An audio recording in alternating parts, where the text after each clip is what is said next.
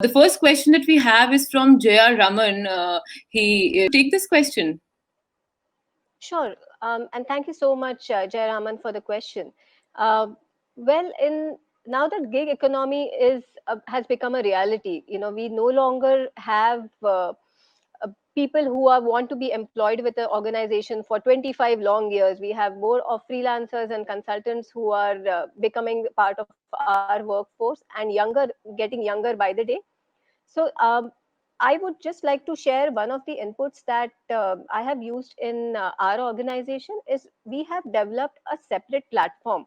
So while the requirements meant for any gig or contractual workers or certain freelancers could be very sketchy, but though how we have met with that is that we have designed a separate portal altogether wherein all our learning resources have been replicated, barring a few confidential and irrelevant data points which we may have, which could be specific to the organization, and that is something which has been restrained over there.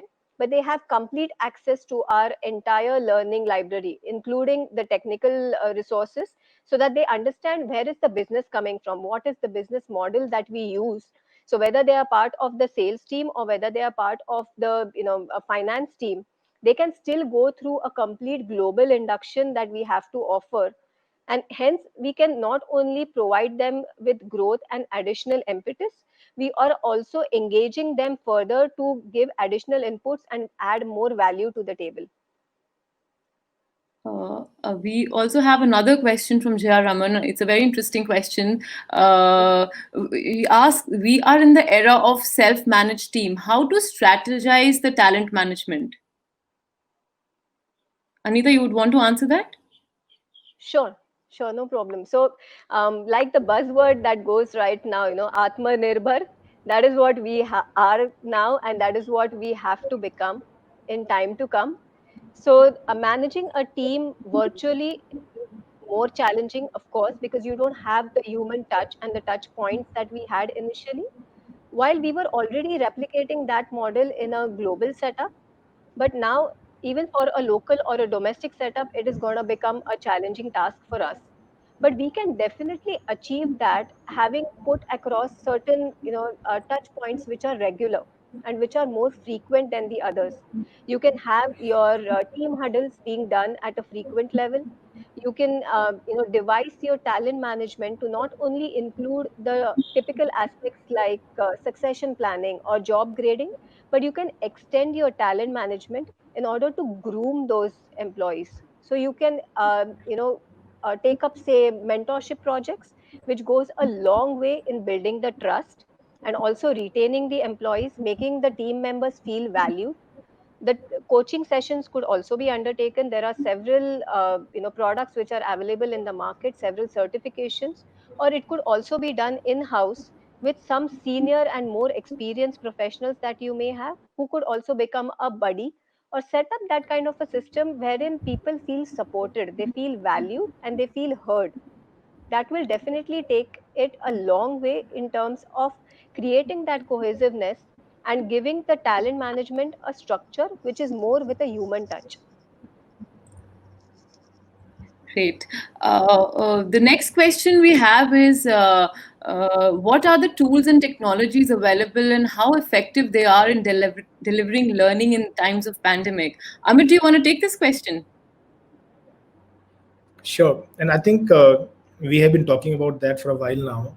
So yes, the pandemic, though unfortunate, definitely has kind of thrown light on a few areas where the technology is really, really helpful. And in terms of what we have been helping our customers with in terms of utilizing more technologies, one is of course, a lot of customers are trying to move their classroom training to a virtual classroom training model. And the only caveat we share with our customers is that just having the same training on a virtual classroom mode is not going to be enough. It has to be redesigned to some extent, if not the content, at least the delivery, because you have to redesign the entire training, because virtual classroom is not as I would say people are not as responsive. You don't even know how they're absorbing the learning. So you have to create more interactivities and interactions within the entire session. So one, of course, the tool available is virtual classroom training, where you can immediately start converting some of your classroom training activities to a more virtual environment. The second is, what we have found useful is use of digital learning environments, which include both mobile and non-mobile, like the web apps, and being able to reach everybody, and as I said, give the power of learning and the responsibility of learning to the workforce, to the people, and make them responsible, and let them have access to, and also be able to find content or training activities relevant to their performance in job. Interesting. There's another very, very interesting question here. How can we create business case to invest more in development of leaders and the workforce, given the need of cost cutting? Anita, do you want to take this question? Sure, and it's a very pertinent question, and probably something that's on top of mind recall and top of our head when it comes to managing the cost angle right now, when all the organizations are actually aiming at cutting cost and capex is completely being put on hold. It's a very relevant question. So thank you for that. Some of the methodologies that we can adopt is definitely turning towards the learning platform, which can be e-learning. So it is going to definitely cut a dime of your learning budget, because the main cost effectiveness or the main cost inducive inputs do come from travel, the managing the accommodation when we have face to face trainings or classroom trainings being arranged. So go digital, go online. It will only help you build up a strong business case. And in terms of the leaders, it's not only the team members that require support, right? Even the business leaders are going to be, there has to be some amount of apprehension with them. There has to be, some amount of support being provided to them as well. So when we are looking at developing the organization, say n minus 1 and downwards, we should also focus on those leaders who are actually going to set the bar. The benchmark or the milestone is going to get set at the senior leadership end.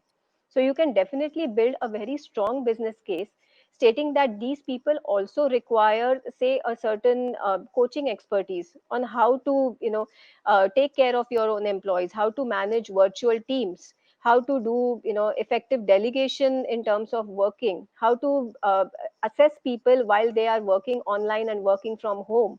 So these are some of the aspects which even the leaders will need help with. It will not only help them hone their own potential, it will also help them realize how they are capable of helping their team. Very well put. Go digital and go online. I think that's going to be the new motto.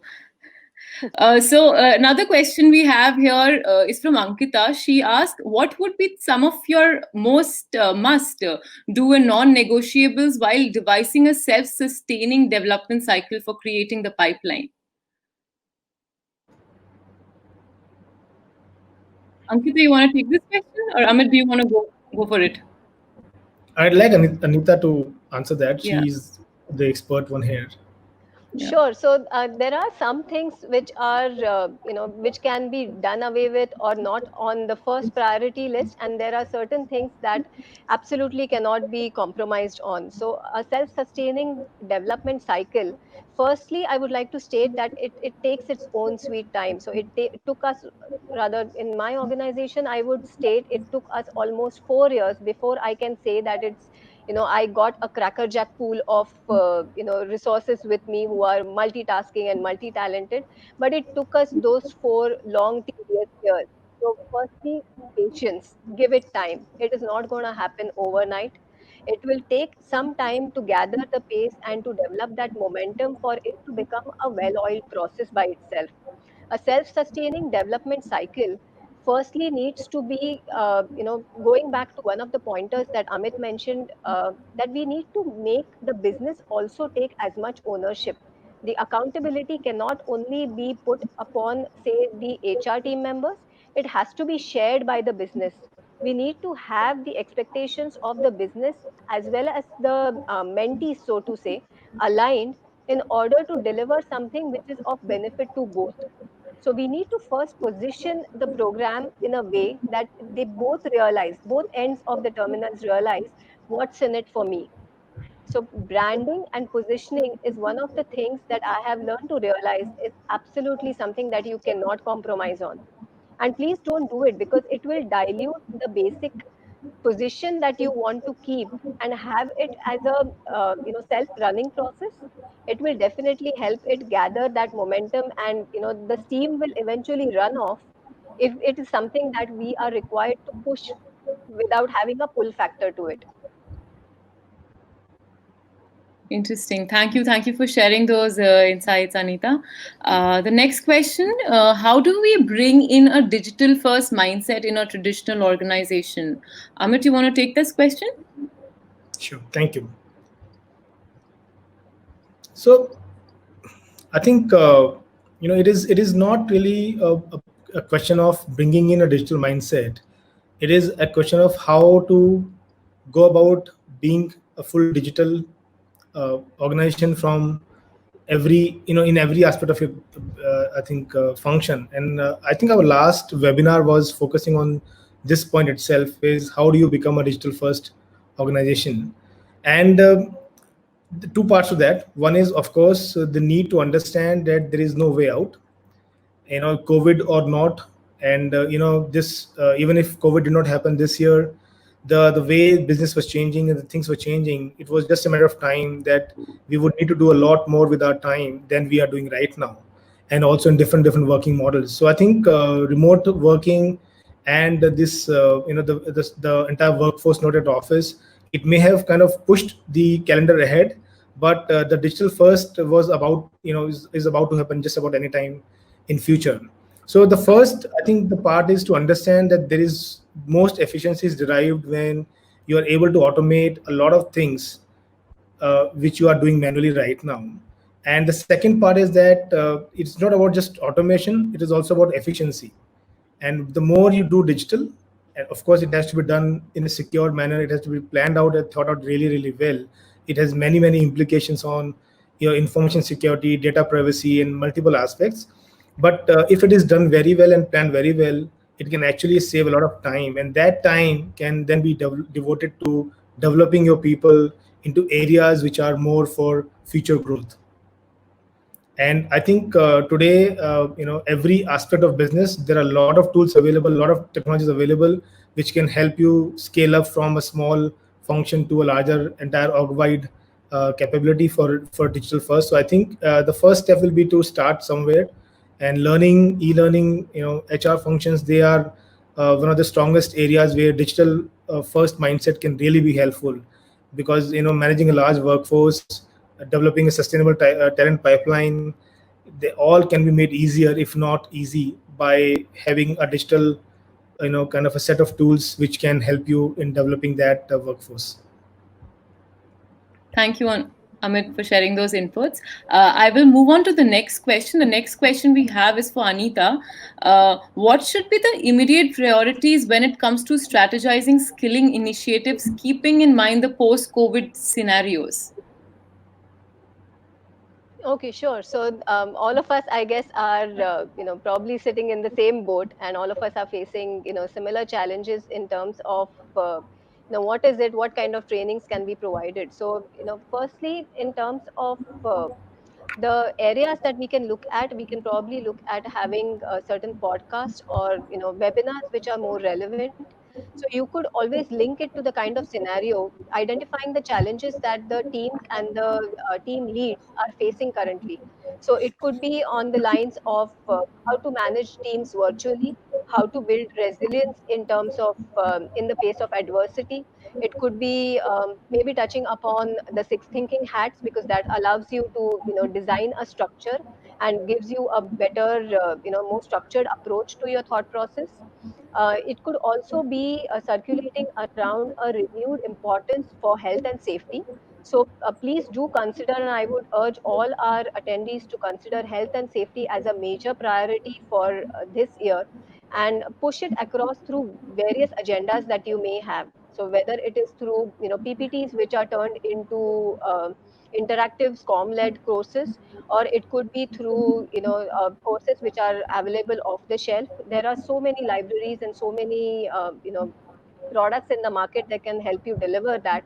So please do explore those, because health and safety is something we are going to live with for some time to come, and we may as well use this platform to also appraise our employees on the kind of precautions that they can take. So these are some of the options that you can explore. Thank you, Anita. I think health and safety are the most crucial aspects right now, and teams should be looking at them. Moving on to the next question, it's by Sanka Prasad. He asked, in this new abnormal, employees are not showing the willingness and the keenness to attend any trainings. Is there any technique to motivate employees for virtual trainings? Anita, you want to answer this question?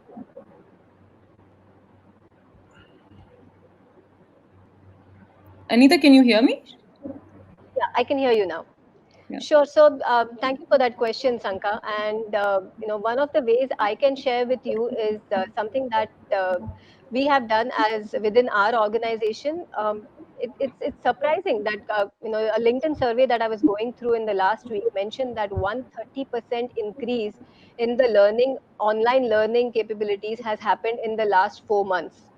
Now, whether that is, that can be challenged, and it could be applicable for, maybe some of the industries or some of the sectors, I'm not really sure. But something that I have used within my team and seems to be working decently well is we have made it into a package learning course. So we have designed an entire capsule that will entice people to come and take up the virtual learning courses. So what I mean by that is, we have, say, a certain webinar which has been put in place that has been backed by certain online courses to reaffirm those learnings and refresh that learning.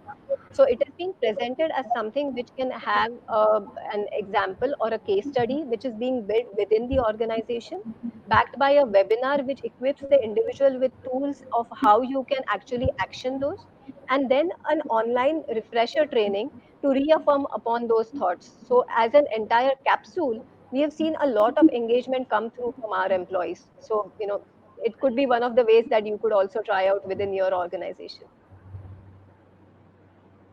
Thank you. Thank you, Anita. I hope that answers your question, Sanka. Next question is by Harshvardhan. He asked, there is no or little change in reward and performance management systems in the organization, which is an additional stress on employees working with Target. What changes can we bring in the system to reduce this pressure? Amit, do you want to take this question, or Anita, do you want to go ahead? I'll answer to my experience, and then Anita can add to that. Yes. So I think this is more a question for the leaders to answer, in terms of this should not really happen in this situation, because the leaders have to be really aware of what is happening at the ground level in the company, at each person level. And if the performance management system is kind of impervious to the fact, or it is insensitive to the fact that there is things have changed for everybody, I think it is more of a process to change at the leaders level. They have to percolate that understanding top down, that yes, these are strange times, and the things could be different, and we cannot have the same targets which we used to have before the situation, and maintain everybody on the same performance targets even now. So I think it is more about the leaders to be able to sensitize their entire workforce that things are changing, and there is a change in the way we look at these systems. So that is the only way to reduce pressure on people, is to make them understand that this is something not absolutely critical. Yes, and it's not to do away with the systems, but you have to realign the systems as per the current times.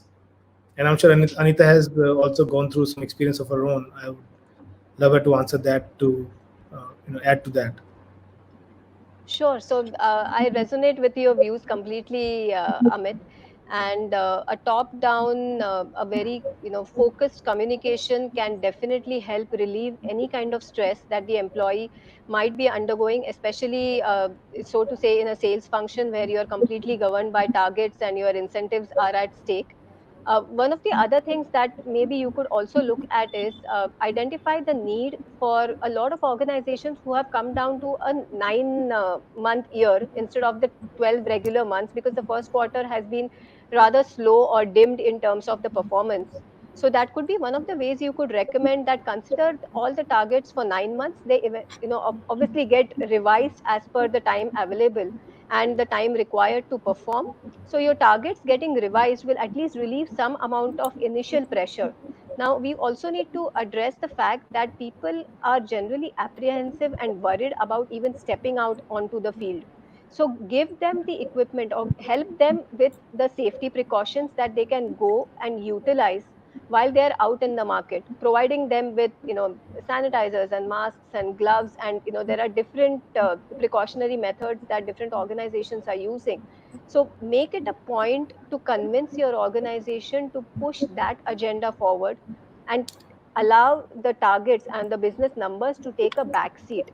This will not only motivate your employees and bring them to have a sense of belongingness towards the organization, it will also help them improve their performance if they are feeling assured from within. Absolutely. Okay, so thank you, Anita, for sharing those insights. Thank you, Amit.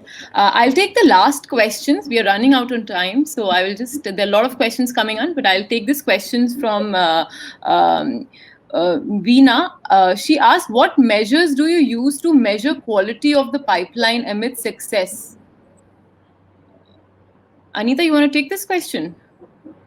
Sure. So I believe Veena is touching upon building a sustainable talent pipeline. I think that is what she's Yes. touching upon in terms of how do we ensure that the quality when we do the succession planning exercise is to the point where we are expecting or certainly benchmarking within the organization. So there are different ways of calculating, or assessing what is the kind of quality that we are looking at. So when we say leaders, now leaders could be, uh, there is a filtration process that you need to run while starting off your succession planning exercise. Now succession planning exercise is one done at a short term level, which is in the next 2 to 3 years, and the other side is in the long term, which is 5 to 6 years. So we have to do the adopt a dual pronged approach while we are doing the succession planning exercise. So that will help us identify the two timelines that we are looking at. Now, we may have a replacement in the succession pipeline for a short term, but we may not have somebody for the long term. So that could also be a challenging situation that we need to figure out depending on the organizational policy. But in terms of the quality, now you can have certain benchmarks kept or certain matrices applied to actually funnel out and use a funnel methodology to filter out the kind of blockers that you may want to remove. So it could be the last 2 years performance appraisal. It could be whether the person has undergone certain training programs, or it could be preferred if the person has undergone certain training programs. It could also be what is the kind of revenue, and has the person managed the P&L, or depending on the level that we are looking at. Because generally succession planning is done to the level of n-1 and maximum n-2, beyond which there is a certain career path which is very definitive in nature, and people can actually go through that. So it's only at the leaders or the new leaders or the emerging leaders that we are looking at when assuring the quality in the succession talent pipeline.